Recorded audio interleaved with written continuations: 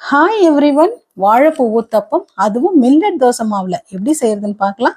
வாழைப்பூல இருக்க நரம்பு தொப்பையெல்லாம் நீக்கிட்டு இது மாதிரி சுத்தம் பண்ணி வச்சுக்கோங்க. ஒரு பவுல்ல மோர் உப்பு கலந்த கலவையில பொடியா கட் பண்ணி வாழைப்பூ அதுல சேர்த்துடுங்க. அப்பதான் வாழைப்பூ கருக்காது. ஒரு வாணல்ல எண்ணெய் ஊற்றி பொடியா கட் பண்ண வெங்காயத்தை ஆட் பண்ணி நல்லா வணக்கிக்கோங்க. அது கூடவே கட் பண்ண வாழைப்பூவையும் சேர்த்துடுங்க. மிளகாத்தூள் உப்பு கலந்த கலவையை 1 ஸ்பூன் அளவுக்கு இதில் சேர்த்துக்கோங்க. அப்பதான் வாழைப்பூல உப்பு காரம் ஏறி தோசை நல்லா சூப்பராக இருக்கும். 2-3 நிமிஷத்துலேயே வெந்துடும். வெந்த உடனே மல்லி இலைகளை அது கூட சேர்த்துட்டு நல்லா வணக்கி விட்டுருங்க.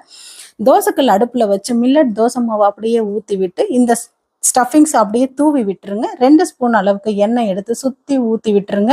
தோசை கையில் ஸ்டஃபிங்ஸ் வெளியே வராத மாதிரி நல்லா அழகாக தட்டி விட்டு வெந்த உடனே திருப்பி போட்டிங்கன்னா சூப்பரான வாழைப்பூ மில்லட் ஊத்தாப்பம் ரெடி ஆகிடும்.